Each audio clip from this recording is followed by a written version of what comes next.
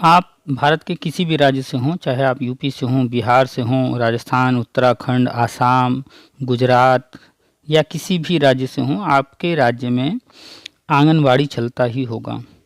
और जितनी भी आंगनवाड़ी हैं, इनको बजट दे कर के केंद्र सरकार कन्वर्ट करा रही है प्री प्राइमरी, और नाम दिया जा रहा है बाल वाटिका।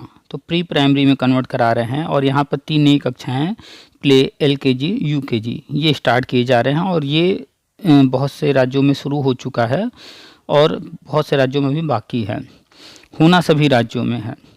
अब जब ये शुरू हो रहा है, नया शुरू हो रहा है, तो जाहिर सी बात है कि पहले कभी इन पदों पर भर्तियां हुई नहीं हैं, भर्तियां होंगी। तो अभी तक तो सिर्फ प्राइवेट स्कूलों में था प्ले, एलकेजी, यूकेजी, और इनके लिए कोई नियम कानून बना नहीं था अभी तक। अब ये गवर्नमेंट स्कूलों में, केंद्रीय विद्यालय में, राज्य के स्कूलों में शुरू हो रहा है। केंद्रीय विद्यालयों में भी शुरू हो चुका है, 50 केंद्रीय विद्यालय में शुरू किया गया है। तो अब जब शुरू हो रहा है तो इनमें भी भर्तियाँ होंगी। तो इनमें NISDLED को मौका देने के लिए जो है प्लान किया गया है, और हम लगातार बताते रहते हैं। इनमें भर्तियां होंगी, NISDLED को लिया जाएगा, परमानेंट नियुक्ति होगी। अभी फ़िलहाल टेट या सीटेट की कोई आवश्यकता नहीं है, क्योंकि अभी नियम बना नहीं है टेट सीटेट का इनके लिए।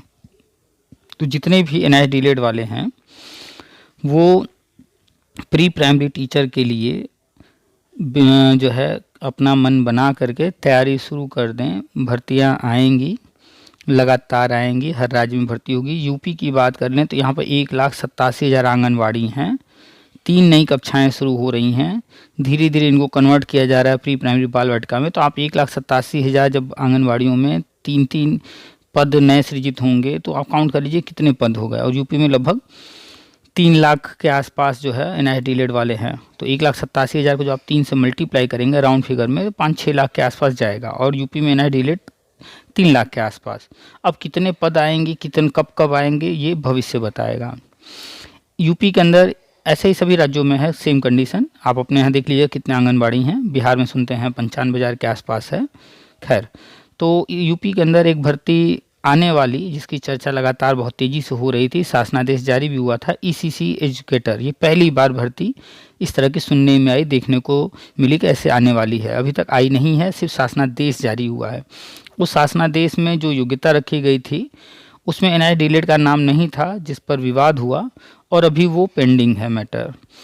तो हो सकता है कि ये विवाद सुलझा करके वो विज्ञापन जारी किया जाए, या हो सकता है कि इस बार विज्ञापन जारी हो जाए और अगली बार से NISDLED को मौका दें। खैर, जो भी होगा NISDLED को यहाँ भी मौका दिया जाएगा, चाहे वो संविदा वाली निकले या परमानेंट निकले। तो जो भी NISDLED कैंडिडेट हैं वो लोग फोकस करें इस चीज़ पर भी कि प्री प्राइमरी बाल वाटिका, यहाँ पर आप लोगों के लिए रास्ते बनाए गए हैं, खोले जा रहे हैं। बाकी कोर्ट से क्या ऑर्डर आया, आप लोग जो न्यूज़ देखते रहते हैं, सुनते रहते हैं, आज की बातचीत में उस पर डिटेल में चर्चा हुई है। हो सकता है आपको बातें अच्छी न लगें या अच्छी लगें, वो आपके ऊपर डिपेंड करता है आपकी सोच कैसी है। लेकिन जो भी बातचीत होती है वो फैक्ट पर होती है, तथ्यों पर होती है। आप उसको स्वीकार कीजिए या न स्वीकार कीजिए। तो कोर्ट ऑर्डर के बारे में डिटेल में चर्चा हुई है, उसको भी ध्यान दीजिएगा और फोकस कीजिएगा। आप लोग के लिए भर्ती आ रही है प्री प्राइमरी में, ECC एजुकेटर और अन्य नाम से आएंगे।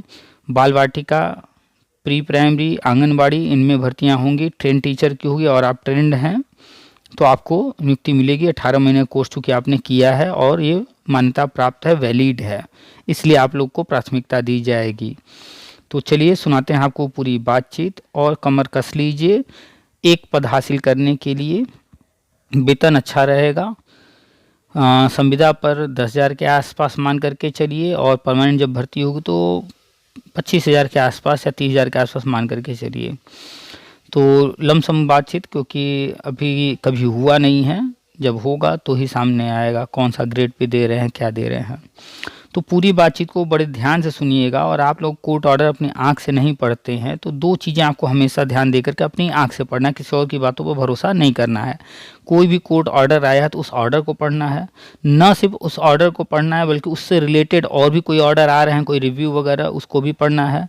और साथ में ये भी पढ़ना है कि जो केस ले करके गया था कोर्ट में, उसने केस क्या डाला है, उसको भी पढ़िएगा, क्योंकि सवाल पर ही जवाब निर्भर करता है। आप सवाल क्या पूछ रहे हैं? मान लीजिए आपको जवाब चाहिए पूरब, और आपने सवाल किया कि सूरज किधर ढलता है। तो जब सवाल आप जैसा करेंगे तो आपके मन मुताबिक उत्तर नहीं आएगा। आपने सवाल पूछा है सूरज किधर ढलता है, तो उसका जवाब कोई भी देगा, पश्चिम देगा, लेकिन आप चाहते हैं उसका जवाब वो पूरब दे, तो कैसे ये संभव है? तो सवाल पर निर्भर करता है, कोर्ट में आप क्या केस ले करके गए हैं उस पर निर्भर करता है कि ऑर्डर क्या आएगा। तो चलिए सुनिए पूरी बातचीत बड़े ध्यान से। और सुप्रीम कोर्ट की वेबसाइट से फ्री में ऑर्डर मिलता है, कोई पैसा नहीं लगता है।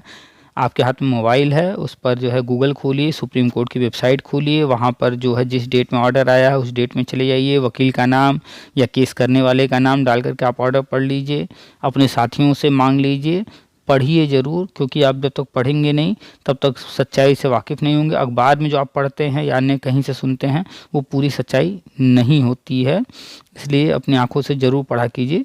तो चलिए आज की पूरी बातचीत आपको सुनाते हैं। भाई साहब बड़े डिटेल में इनसे बातचीत हुई है और बहुत सारी चीज़ों पर चर्चा हुई है। आगे आने जा रही है भर्ती, हर राज्य में भर्ती आएगी, चाहे आप जिस भी राज्य से हैं। टोटल यूपी में जो है भारत के अंदर करीब 14-15 लाख NIT लेड हैं, जिसमें यूपी के अंदर ही लगभग 3 लाख के आसपास बताए जाते हैं। और आपके यहाँ आंगनबाड़ी कितने हैं? जितने आंगनबाड़ी होंगे उसमें मल्टीप्लाई 3 से कर दीजिएगा, गुणा 3 से कर दीजिएगा, तो कितने पद आपके यहाँ बन रहे हैं वो देख लीजिएगा। उसी के अनुसार भर्तियाँ होंगी, चाहे एक साथ हो चाहे क्रमशः धीरे धीरे होंगी। तो इसके आधार पर आपका तय हो जाएगा कि प्री प्राइमरी में कितने पद आने वाले हैं, आप उसी हिसाब से तैयारी करेंगे। और बिना पढ़ाई के शिक्षा के क्षेत्र में आप आगे नहीं बढ़ पाएंगे, इसलिए कक्षा 1 से कक्षा 8 तक की किताबें पढ़ते रहिए। जानकारी आपको अच्छी लगे तो वीडियो को लाइक कर दीजिएगा। कोई आपका सवाल हो, कुछ आपको कहना हो, कमेंट कीजिएगा। कोशिश कीजिएगा कि इस वीडियो को अधिक से अधिक लोगों तक शेयर कीजिए। आपके फेसबुक व्हाट्सएप ग्रुप बने होंगे, उनमें शेयर कर दीजिए, सारे साथियों तक पहुंचाइए, लोगों तक पहुंचाइए। चैनल को सब्सक्राइब नहीं किए हैं तो सब्सक्राइब जरूर कर लीजिए, क्योंकि आपको अपडेट्स मिलते रहेंगे शिक्षा विभाग के यहाँ पर। आप लोग से जो बातचीत होती रहती है वो हम डालते रहते हैं। व्हाट्सएप पे हमारा ग्रुप चलता है, बहुत सारे ग्रुप हैं। आप ग्रुप ज्वाइन करना चाहते हैं तो नंबर सामने है व्हाट्सएप का, आप जो है इस नंबर पर हमें मैसेज कर सकते हैं। कुछ आपको पूछना है पूछ सकते हैं, आप फ़ोन पर बात करना चाहते हैं तो इस पर मैसेज करके आप हमें व्हाट्सएप पर समय ले सकते हैं। और अगर ग्रुप से जुड़ना चाहते हैं तो अपने बारे में लिख कर भेज दीजिएगा, और ग्रुप से जुड़ना है लिख दीजिएगा तो ग्रुप का लिंक हम आपको दे देंगे और आप ग्रुप से जुड़ जाएंगे। टेलीग्राम पर भी ग्रुप है, व्हाट्सएप पर भी है, फेसबुक पर भी है, हर जगह है, तो लिंक आपको मिल जाएगा। तो नंबर सामने है, नोट कर लीजिए, सेव कर लीजिए, PK सर के नाम से। ठीक है, चलिए आपको सुनाते हैं पूरी बातचीत। नमस्कार, आप सभी का स्वागत है हमारे YouTube channel TET pass all पर।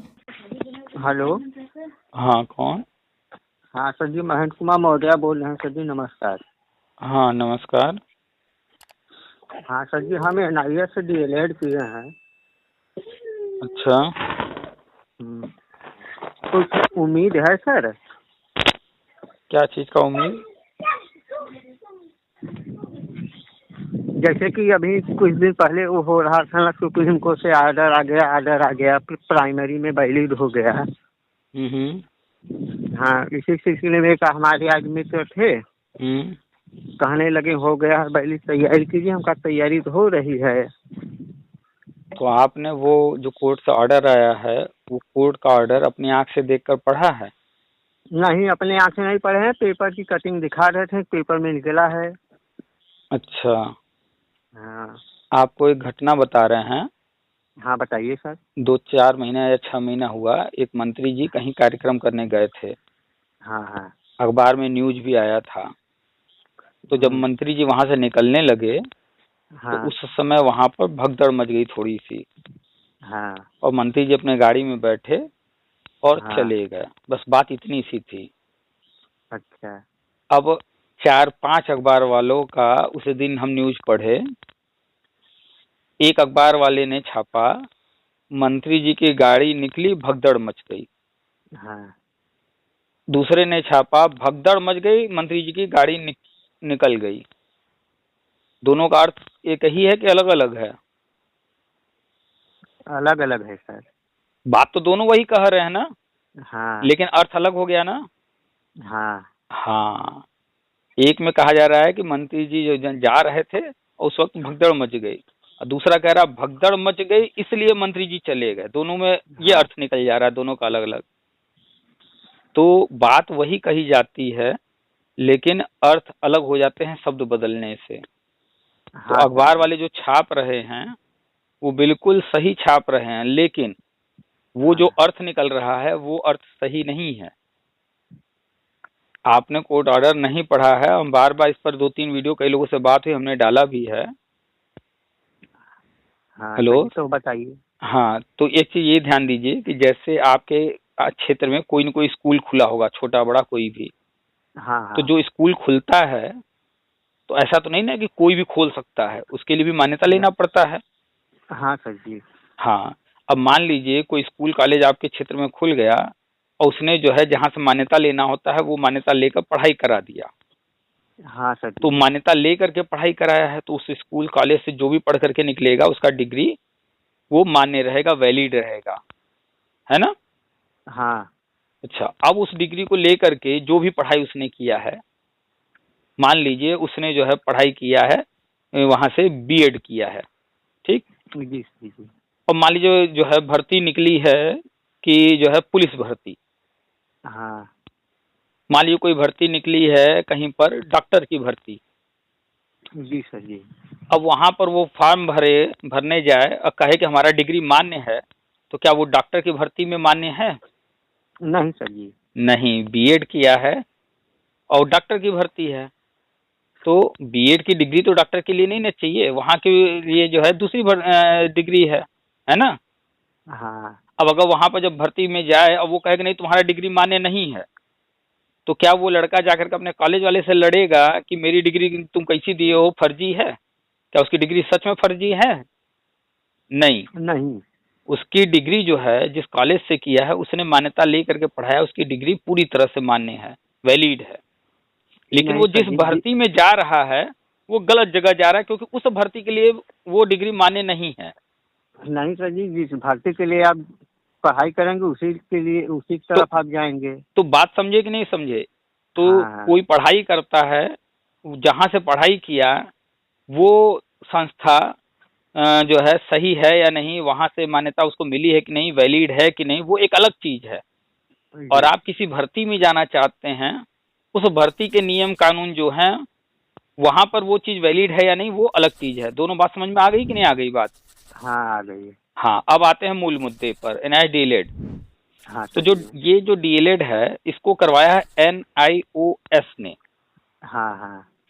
तो एनआईओएस ने इस कोर्स को कराने के लिए एनसीटी से मान्यता लिया और एनसीटी ने एनआईओएस को मान्यता दिया। तो ये तो पठन पाठन के लिए मान्यता लिया गया ना। हाँ तो जब पठन पाठन के लिए मान्यता ले करके ये पढ़ाई कराया गया तो ये कोर्स तो वैलिड है, और उसी दिन से वैलिड है जब ये कोर्स करवाया जा रहा था, जब मान्यता लिया। अच्छा। तो ये कोर्स जो है जब आप लोग एडमिशन लिए उससे पहले ही मान्यता ले करके एनआईएस ने करवाया था। तो ये 100% एकदम सही है, वैलिड है, मान्य है, कोई फर्जी डिग्री नहीं है, ये एकदम सही है। ये बात समझ में आ गई। हाँ अब इसके बाद आपको जाना है सरकारी शिक्षक भर्ती में। जी सर जी। प्राइवेट में तो जो है आप लोग पढ़ा ही रहे हैं, कोई दिक्कत नहीं है। हाँ हाँ, इस लेकिन समय जाना पढ़ा है भी रहे सरकारी हैं। शिक्षक भर्ती में। और सरकारी शिक्षक हाँ भर्ती होती है, एक होती है डिग्री कॉलेज में भर्ती, हाँ एक होता है इंटर कॉलेज में टीचर की भर्ती, हाँ एक हो गया प्राइमरी या जूनियर स्कूल में भर्ती। हाँ।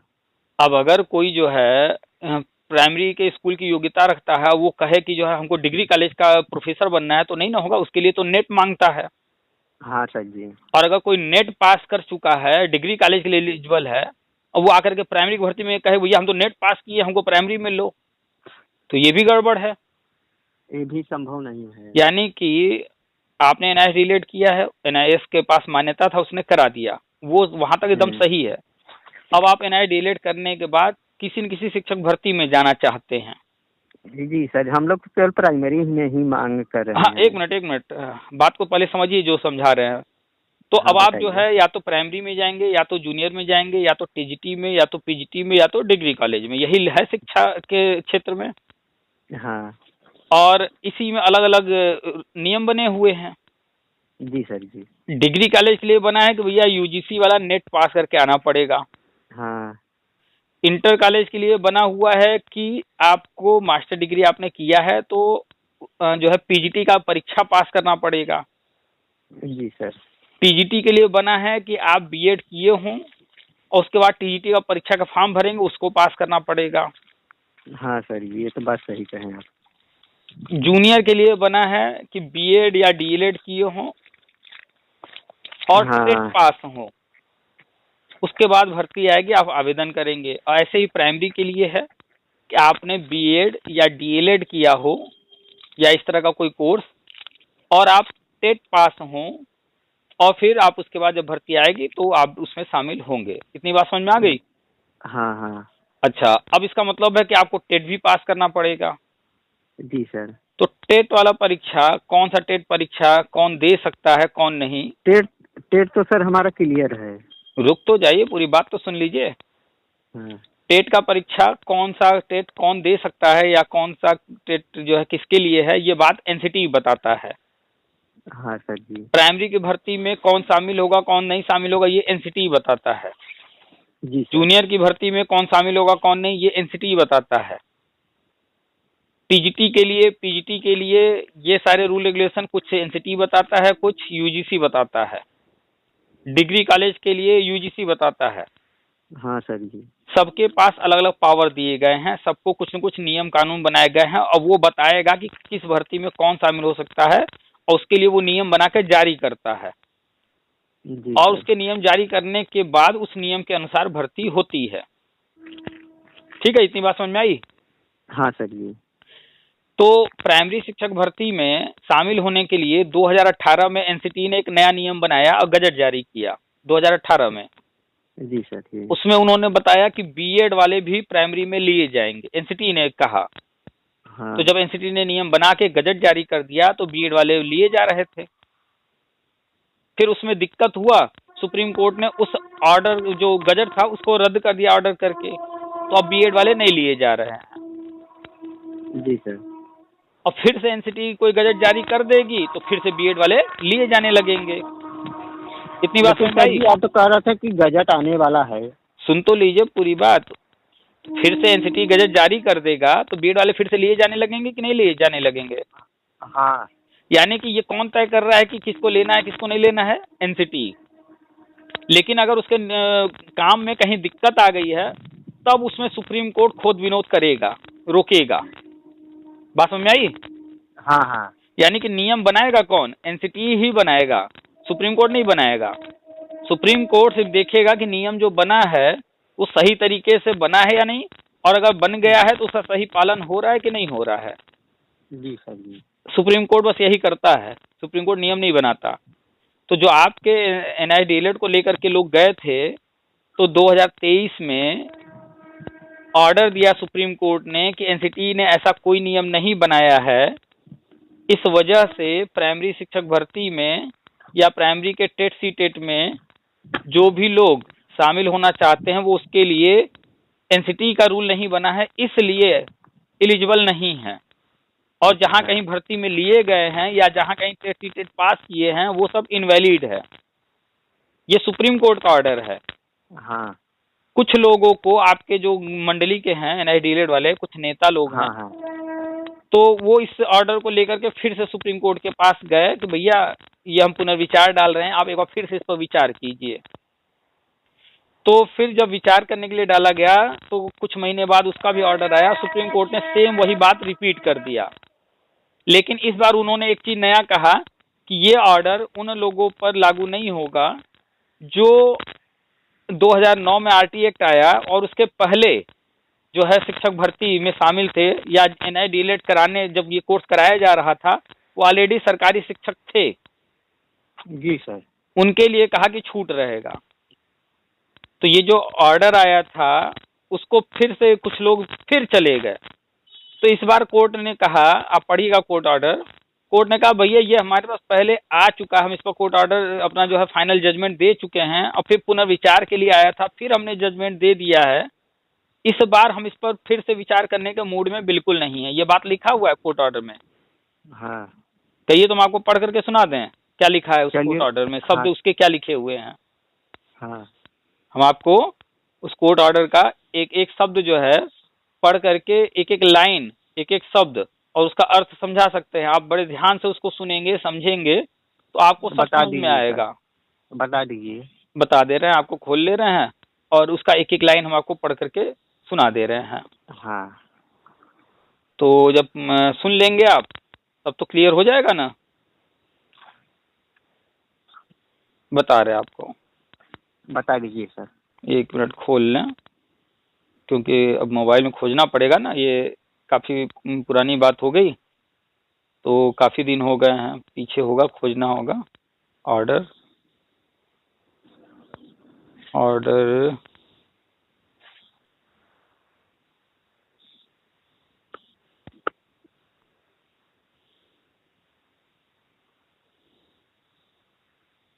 कितने तारीख को आया था ऑर्डर ये सुप्रीम कोर्ट से, अभी जो अखबार में छपा था न्यूज़? 10 तारीख को, 10 दिसंबर को। 10 दिसंबर को। चूंकि लोग अपने आंख से कोर्ट ऑर्डर को पढ़ते नहीं हैं, तो अखबार वाले कुछ जो भी छाप देते हैं या फेसबुक व्हाट्सएप पे जो कोई कुछ भी लिख देता है तो जनरली लोग उसी को मान लेते हैं। और अखबार वालों को क्या है, अखबार वालों को पूरा मुद्दा थोड़े जानना है, पूरा कोर्ट ऑर्डर थोड़े पढ़ना है। उनको जो भी कुछ लिखित में दे दिया कि भैया ये छाप दो, वो छाप देते हैं। अखबार वाले जो है, अभी आप दे दीजिए उनको, ये जो है फला व्यक्ति मृत हो गया, इसका जो है 13 ही है, इतना तारीख को यह खबर छापना है। वो कहेगा भैया इतना पैसा लगेगा, और आप उसको पैसा दीजिए, और वो खबर वो छाप देगा कि नहीं छाप देगा? छापेगा सर, क्योंकि वो पैसे के लिए ही तो बैठा है। हाँ देखिए यहाँ पे लिखा हुआ है, हम पढ़ करके आपको सुना रहे हैं। हाँ बता जब आप दीजिए। पढ़ेंगे कोर्ट ऑर्डर, तो ऑर्डर में जो सेकंड पैरा है वो साफ साफ कह रहा है, we have already clarified in the judgement under review. हम पहले ही पुनर्विचार में इस बात को स्पष्ट कर चुके हैं। ये कोर्ट ऑर्डर में पढ़ रहे हैं, वो क्या कह रहे हैं कि हम पहले ही इसको स्पष्ट कर चुके हैं, यानी कि इसके पहले जो रिव्यू आया था उसी में हम कर दिए हैं। That the one time scheme was provided solely to safeguard the interests of those teachers who were employed as on 10 अगस्त 2017। 10 अगस्त 2017 जो पिछला हमने जो है क्लियर किया था, उसमें हमने स्पष्ट बताया है कि ये वन टाइम के लिए था और उनके लिए था जो 10 अगस्त 2017 से पहले जॉब में थे और वो अब जो है प्रमोशन या अन्य किसी संस्था में जाना चाहते हैं।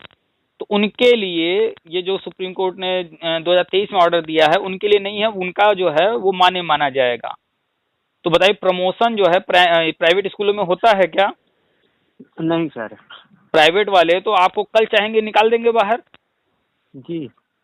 ये सारी चीजें होती हैं गवर्नमेंट में। तो ये उनके लिए ऑर्डर किया गया था कि जो गवर्नमेंट स्कूलों में पहले से टीचर हैं 10 अगस्त 2017 से पहले, उनके लिए हमने पिछले रिव्यू में स्पष्ट कर दिया है। यानी कि इसमें हम इंटरेस्ट नहीं लेंगे, फिर से स्पष्ट दोबारा नहीं करेंगे, जो हम कर चुके हैं वही बात मानी जाएगी। तो आगे लिख रहे हैं, we are there for not inclined. यहाँ पर नॉट का शब्द लगा हुआ है। नॉट का मतलब समझते हैं ना, NOT। नहीं नहीं। हाँ, वो नहीं कह रहे हैं कि वी आर देयर फॉर, अतः हम नॉट इंक्लाइंड टू इंटरटेन, हम अब इसमें जो है इंटरेस्ट नहीं लेना चाहते हैं, इसमें को इंटरटेन नहीं करना चाहते हैं, फिर से इसमें हम सुनवाई नहीं करना चाहते हैं। द प्रेजेंट रिव्यू, यानी कि हमने पहले जो रिव्यू डाला गया था उसमें स्पष्ट किया है और फिर से मेरे पास रिव्यू आया है, इसलिए बार बार लोग रिव्यू लेकर आ रहे हैं, तो हर बार हम थोड़े सुनेंगे। हमें जो कहना था हमने पिछली बार में क्लियर कर दिया है। तो review person as well as miscellaneous application, यानी कि इस रिव्यू में भी इसके अलावा अन्य जो कोई भी डाला गया है केस, अब हम किसी में इंटरेस्ट नहीं लेने वाले हैं। और फिर नीचे तीसरे पैरा में उन्होंने जो पिछला वाला रिव्यू था उसके कुछ लाइन उन्होंने लिख दिए, उसी को लोग अपने मन से अर्थ निकाल रहे हैं, जबकि वो पिछले ऑर्डर का कुछ लाइन है। तो जब कुछ लाइन है तो हम कुछ लाइन क्यों पढ़े, पिछला ऑर्डर जाकर के पढ़ेंगे ना पूरा का पूरा। कोई किताब है, पूरी कहानी पढ़ेंगे तब समझ में आएगा ना, कि 2 लाइन पढ़ लेने से पूरी बात समझ में आ जाएगी? नहीं, पूरा पढ़ने से समझ में आएगा नहीं आएगा। तो ये जब कह रहे हैं कि पिछले ऑर्डर की हम बात कुछ यहाँ पर दोहरा रहे हैं, तो कुछ बात को जो दोहराए हैं तो उसको लोग समझ नहीं पा रहे हैं, उसी को बार बार बता रहे हैं, जबकि ये पिछले ऑर्डर की बात कह रहे हैं। तो लोगों को जाकर के इनका पिछला ऑर्डर पढ़ना चाहिए। और पिछला ऑर्डर याद कीजिए, जब 23 अगस्त कर रहे हैं 2023 में जब आया था, तो कितने अखबार वालों ने छापा था कि एनआईए डीएलएड जो है पूरे भारत से बाहर जहां कहीं नियुक्तियां हुई हैं वो भी रद्द। ये छापे थे कि नहीं छापे थे? हाँ, नहीं सर, छापे थे, पढ़े हम पेपर में। हाँ, यही सच्चाई है। और एक चीज बताइए हाँ कि कोई भी कोर्ट ऑर्डर होता है, सुप्रीम कोर्ट का फाइनल ऑर्डर, तो वो तो बदलता नहीं है कभी। नहीं सर। उस हाँ, नियम बना है कि आप पुनर्विचार के लिए जा सकते हैं। तो पुनर्विचार में सिर्फ थोड़ा बहुत कहीं कोई मुद्दा है जहां स्पष्ट नहीं हो पा रहा, तो उसको स्पष्ट किया जाता है। तो सिर्फ इसमें स्पष्ट किया गया है कि ऐसे लोग जो 10 अगस्त 2017 से पहले सरकारी नौकरी में थे, वो उनके लिए केवल उन लोगों को इस जो है ऑर्डर से राहत रहेगा कि उनका एनआईए डीएलएड प्राइमरी में बने रहने के लिए मान्य माना जाएगा, सरकारी में वो बने रहेंगे। और अगर वो प्रमोशन में कहीं आवेदन करना चाहते हैं तो ये माना जाएगा कि वो ट्रेन टीचर हैं और वो आवेदन उनको करने दिया जाएगा। और अगर वो मान लीजिए जैसे केंद्रीय विद्यालय में पढ़ा रहे हैं, अब केंद्रीय विद्यालय में किसी की नौकरी लगी है, मान लेते हैं कि जो है वो है साउथ में और रहने वाला यूपी का है, और यूपी के प्राइमरी भर्ती में वो आवेदन करना चाह रहा है, और लेकिन उसने किया है एनआईए डीएलएड। तो ऐसा व्यक्ति जो एक संस्था से दूसरे संस्था में जाना चाहता है और वो पहले से सरकारी कर्मचारी है, उसको राहत रहेगा। इस बात को उसमें स्पष्ट नहीं लिखा गया है, लेकिन ये बात जब आप पिछला रिव्यू पढ़ेंगे, पिछला ऑर्डर पढ़ेंगे, उसमें स्पष्ट लिखा गया है। तो लोग तीनों, अब यहाँ पर बात समझना पड़ेगा, जो फाइनल ऑर्डर है, जो पिछला रिव्यू है और जो इस बार का रिव्यू है, तीनों लेकर के जब कोई बैठेगा और तीनों को ध्यान से पढ़ेगा तब उसको समझ में आएगा। और कहानी ये है कि कोई तीनों कहाँ से, इस ऑर्डर को भी नहीं पढ़ रहे हैं। आप देखिए, इस ऑर्डर को भी नहीं पढ़े अपनी आंख से, नहीं पढ़े हैं ना? नहीं सर। हाँ, आपने इस ऑर्डर को भी अपनी आंख से नहीं पढ़ा है, और हम बता रहे हैं यही बात सही है। जो तीनों ऑर्डर लेकर के एक साथ बैठेगा और तीनों ऑर्डर एक साथ लेकर के जब पढ़ेगा तो उसको तब सारी बात समझ में आएगी। आई बात समझ में? हाँ सर जी, ये कह रहे थे। तो सरकार की तो कुछ मंशा होगी। हाँ, इसके बारे में हम लगातार बताते रहते हैं और कई बार बताए हैं। अब आपको एनआईए डीएलएड का थोड़ा सा शॉर्ट में बता रहे हैं, बड़े ध्यान से सुनिएगा। ये क्यों लाया गया था? ये लाया गया था कि जो टीचर अनट्रेंड है उनको करने का जो है नौकरी करते हुए ट्रेंड करने का मौका दिया जाए। तो मेनली ये आया था सरकारी टीचरों के लिए। जी सर। मौका लेकिन दिया गया अन्य टीचरों को भी भरने का जो प्राइवेट में पढ़ा रहे हैं, उनको इसलिए मौका दिया गया क्योंकि जो आंगनबाड़ी है, सरकार उसको प्री प्राइमरी स्कूल बाल वाटिका बनाने का प्लान की थी। जी सर। तो बाल वाटिका जब बन जाएगा पूरी तरह से तो वहां भी टीचरों की भर्ती होगी। हमारे यहाँ तो जो प्राइमरी बाल वाटिका थी, प्राइमरी में चल रही थी, वो तो प्री प्राइमरी में कन्वर्ट हो चुका है। हाँ, कन्वर्ट किया जा रहा है। लगभग 1,87,000 हैं आंगनबाड़ी, और हर साल 5,000, 10,000, 20,000 जितना बजट मिलता है उसके अनुसार आंगनबाड़ी को बदला जा रहा है बाल वाटिका में।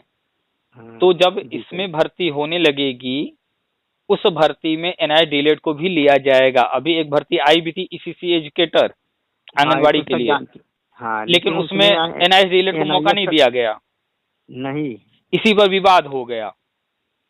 तो अभी जो है जब ये शासनादेश जारी हुआ कि ये भर्ती आनी है और शासनादेश में एनआईए डीएलएड का नाम नहीं था, तो इसलिए उसका विज्ञापन रुका हुआ है, अभी तक जारी नहीं हुआ है।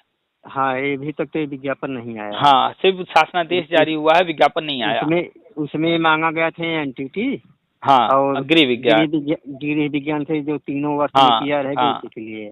तो उसमें भी विवाद हुआ है कई जगहों पर, तो जिसके कारण उसको पेंडिंग रखा गया है। अभी वो चर्चा में है, विभागीय चर्चा चल रही है उसमें कि क्या किया जाए। तो या तो इसी बार से, या हो सकता है इस बार जो भी प्लानिंग कर लिया गया है तो अगली बार से एनआईए डीएलएड को शामिल करने के लिए अभी ये मंथन चल रहा है।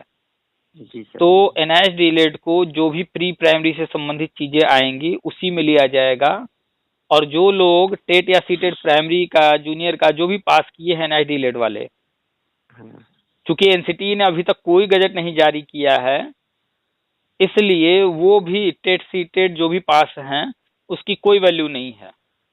और अभी जो सुप्रीम कोर्ट से ऑर्डर आया है, जी सर। तो उसके बाद एनसीटी ने अभी तक अपना जो है कोई भी लेटर नहीं जारी किया। याद कीजिए, जब बीएड का गजट रद्द हुआ था सुप्रीम कोर्ट से, तो जी ऐसे सर। ही उथल पुथल मचा था, किसी को समझ में नहीं आ रहा था कि क्या होना है, कौन बाहर होगा, कौन अंदर होगा, इस भर्ती में तो लोग हो गए, फला राज्य में हो गए, बहुत उथल पुथल था, तो किसी को समझ में नहीं आ रहा था। तो हर राज्य ने लेटर लिखा एनसीटी को कि भैया हम लोग को समझ में नहीं आ रहा, आप बताओगे, हम लोग वेट कर जी। रहे हैं। तो एनसीटी ने अपने वेबसाइट पर डाला कि भैया हमारे यहाँ इस पर मंथन चल रहा है, आप लोग को दिशा निर्देश दिया जाएगा, अभी आप लोग वेट कीजिए। और फिर एनसीटी अपना सब कुछ कोर्ट ऑर्डर वगैरह पढ़ने के बाद, समझने के बाद एक लेटर जारी करती है अपने वेबसाइट पर, और फिर बताती है क्या करना है। यानी कि जब भी कोई कोर्ट ऑर्डर आ जाता है, उसके बाद एनसीटी को एक लेटर जारी करना होता है, अपने वेबसाइट पर डालना होता है कि अब क्या करना है। तो 2023 में जब एनआई डीलेड का ये ऑर्डर आया, और फिर अभी जो ये ऑर्डर आए हैं, तब से लेकर अब तक एनसीटी ने एनआई डीलेड को लेकर कोई नया लेटर नहीं जारी किया कि क्या करना है ऑर्डर आने के बाद। तो अभी एनआई डीलेड वाले जितने भी उछल रहे हैं, वो चूंकि कोर्ट ऑर्डर को समझ नहीं पाए हैं, अखबार वाले जो छाप दिए उसी को सच मान ले रहे हैं, इसलिए उछल रहे हैं। अभी कोर्ट ऑर्डर आया, अब अगला काम एनसीटी का है, वो लेटर जारी करके जो वर्तमान स्थिति बन रही है उसको स्पष्ट करे। लेकिन अभी एनसीटी ने लेटर जारी ही नहीं किया है। बात समझ में आ गई कि नहीं? हाँ सर जी आई। यानी सर्वे सर्वा एनसीटी ही है। तो अब सुप्रीम कोर्ट ने अपना ऑर्डर दे दिया है 2023 में, उस पर पुनर्विचार भी हो चुका है, और फिर दोबारा पुनर्विचार डाला गया, तो उस पर भी उन्होंने अपना स्पष्ट कर दिया कि सरकारी नौकरी वालों के लिए ही ये सिर्फ छूट है। अब इसके बाद अगला स्टेप एनसीटी को लेना है। तो आप लोग बस धैर्य बना करके प्री प्राइमरी पर फोकस कीजिए, वहां पर भर्ती आने वाली है उस पर फोकस कीजिए। उसके लिए कोई टेट या सीटेट देने की जरूरत नहीं है, क्योंकि प्री प्राइमरी के लिए अभी टेट सीटेट बना ही नहीं है। तो सर ये भर्ती आने की कब तक संभावना है? देखिए, यूपी के अंदर अगर बात करें तो पिछले जो है ये जो 69,000 भर्ती आई थी प्राइमरी की, हाँ हाँ, उसके बाद से शिक्षा विभाग में भर्तियां सिर्फ टीजीटी पीजीटी या एलटी की थोड़ी बहुत हुई हैं, प्राइमरी की भी भर्ती नहीं आई है। और इसी प्राइमरी को हुई न तो जूनियर को हुई। जूनियर की एडेड वाली आई थी, वो भी अभी पेंडिंग है, उसका रिजल्ट अभी नहीं आया है। और ईसीसी एजुकेटर का शासनादेश जारी हुआ है, लेकिन उसका भी विज्ञापन नहीं आया है। और अभी 4 जनवरी को मीटिंग होने जा रही है। आज हमने शेयर किया है ग्रुप में अखबार का न्यूज, देख लीजिएगा, व्हाट्सएप पर हमने शेयर किया है आज सुबह ही। नहीं सर जी, अभी हम देखे हैं। हाँ, तो मीटिंग 4 तारीख को होने जा रहा है, उसमें उच्च शिक्षा, बेसिक, माध्यमिक सबको बुलाया गया है। जी सर जी। सारे लोग अपना अपना रिपोर्ट जो भी उनको निर्देश दिए गए हैं वो सब लेकर आएंगे, मीटिंग होगी। हो सकता है ये पहली मीटिंग हो, इसके बाद और भी मीटिंग हो। अब जो है ब्यौरा जुटाया जा रहा है, बजट तैयार किया जा रहा है, नई भर्तियों की तैयारी की जा रही है, और अगले 2 साल की तैयारी की जा रही है, 2025-26 सत्र और 26-27। और जो शिक्षा सेवा चयन आयोग नया नया बना है, तो ये 2 कैलेंडर नया अपनी प्लानिंग कर रहा है। तो इस साल क्या क्या भर्ती आएगी और इसके अगले साल क्या क्या भर्ती आएगी, सब प्लान करके इसके बाद ये इस साल का कैलेंडर जारी करेंगे। ठीक है। तो 2 साल में इधर लगातार भर्तियां शिक्षा विभाग में करने की इनकी प्लानिंग है। तो बहुत सारी भर्तियां आएंगी, एनआई डीलेड को भी मौका दिया जाएगा। बस धैर्य रखिए, जहां कहीं आप जो काम कर रहे हैं काम करते रहिए, अधिक से अधिक पैसा कमाने का प्रयास करते रहिए, कोचिंग ट्यूशन वगैरह जो भी कर सकते हैं, ठीक है। काम तो हो ही रहा है। बस पॉजिटिव रहिए, काम करते रहिए। और वीडियो देखते हैं आपका था व्हाट्सएप पे, देखे तो हमका अच्छा सर के पास लगाते हैं, देखिए लगता है कि नहीं। अच्छा, चलिए आज बात हो गई है। तो स्थिति से एक बार बहुत पहले और बात हुई थी। अच्छा, तो आज के बातचीत से ये बात समझ में आ गई नहीं कि एनसीटी से एक बार ये पढ़ाई कराने के लिए मान्यता लेना पड़ता है। हाँ, कॉलेज वालों को या जो संस्था करा रही है, तो वो मान्यता एनसीटी को मिला हुआ, एनआईएस को मिला हुआ है। जी सर। तो आपका जो सर्टिफिकेट है नया डिलेड वो पूरी तरह से मान्य है, वैलिड है। सुप्रीम कोर्ट की इस ऑर्डर न भी आता तो भी वो मान्य था। तो अब सर जी ये एक बताइए, शिक्षा मित्र जो नान के शिक्षा मित्र हैं, सबका साथ ही में होगा कि पारिक पारा होगा? अब देखिए, मान लीजिए कोई व्यक्ति प्लान कर लिया कि भैया ये हमारा खेत है, अब हम यहाँ पे एक घर बनाना चाहते हैं और हमारे पास गाड़ी भी हो, सब कुछ सोच ले। सिर्फ सोच लेने मात्र से नहीं होता है ना, पैसा भी होना हाँ चाहिए ना। हाँ सर जी।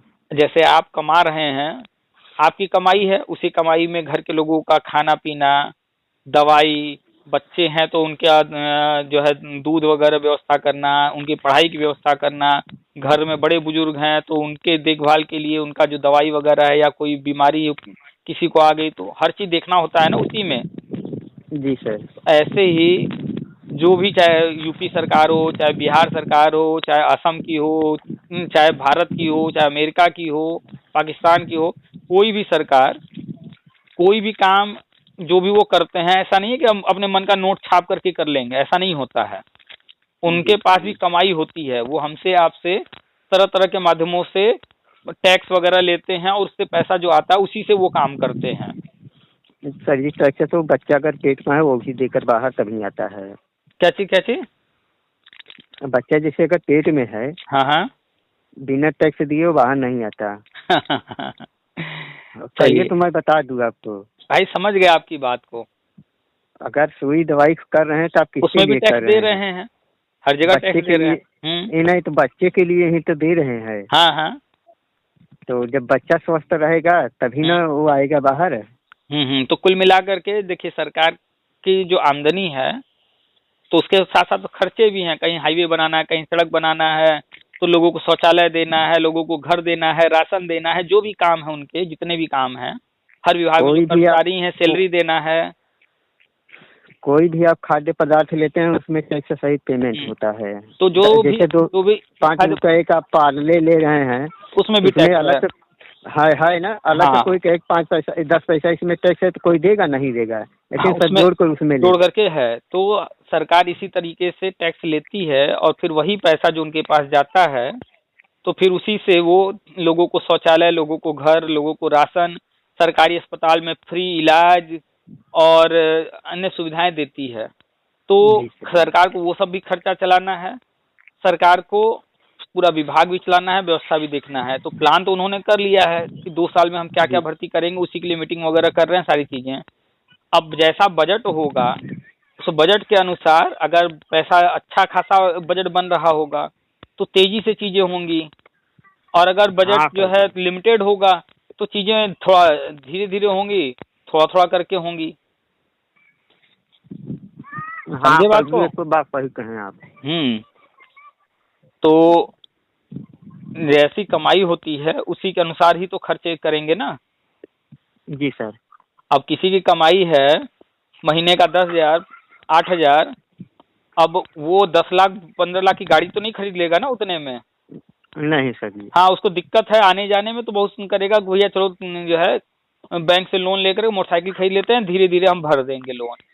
मोटरसाइकिल का बस सोच इतना सकता नहीं है।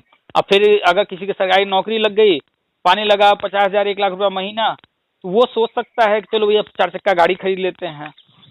तो कमाई के अनुसार हर कोई सोचता है, ऐसे ही कमाई के अनुसार सरकार भी काम करती है, सोचती है।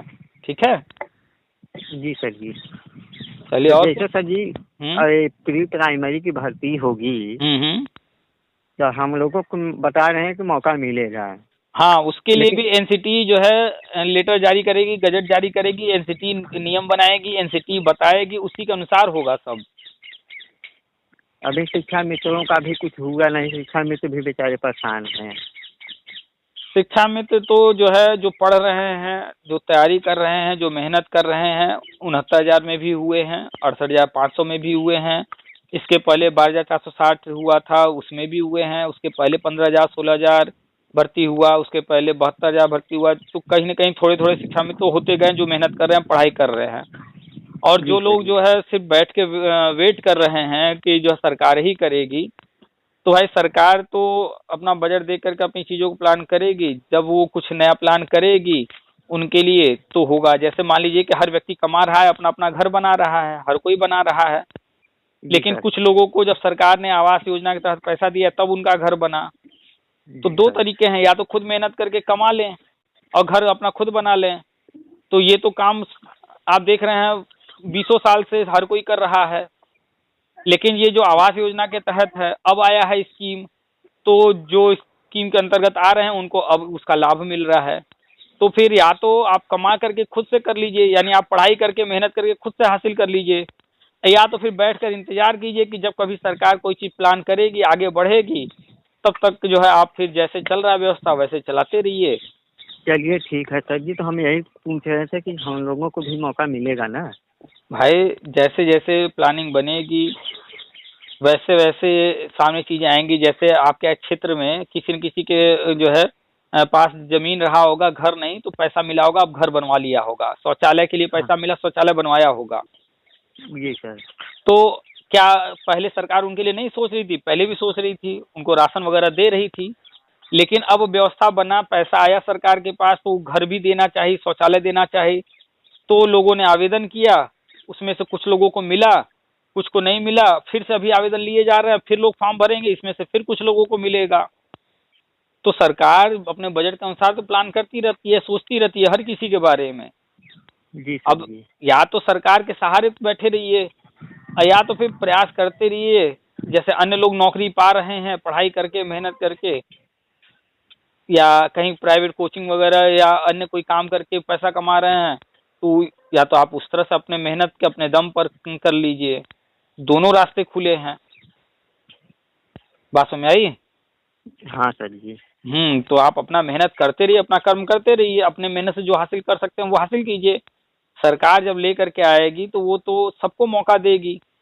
अगर मान लीजिए सरकार लेकर के आती है कि 10,000 जो है हम NIDLED को लेंगे, यूपी में है कितने NIDLED वाले? 3 लाख से ऊपर, 3 लाख से ऊपर। तो अब 10,000 सीट आएगी पहले, मान लीजिए कि एक बार में, अब 3 लाख लोग आवेदन करेंगे, सबको तो नहीं मिल जाएगा ना। नहीं सर। तो इसलिए पढ़ाई करना जरूरी है, मेहनत करना जरूरी है और अपना प्रयास करना जरूरी है। सीटें हो सकता है 10,000 आए, 50,000 आए, 1 लाख आए, कितनी आएंगी ये नहीं पता है, लेकिन आएगी जरूर। इसलिए पढ़ाई पर ध्यान दीजिए, पढ़ाई कीजिए। चलिए सर जी, पढ़ाई तो हो रही है। तो बस लगे रहिए, मस्त रहिए, खाइए पीजिए, परिवार के संग रहिए, कमाते रहिए। ठीक है? ठीक है सर। चलिए रखते हैं फिर। ठीक है सर जी, नमस्कार। नमस्कार।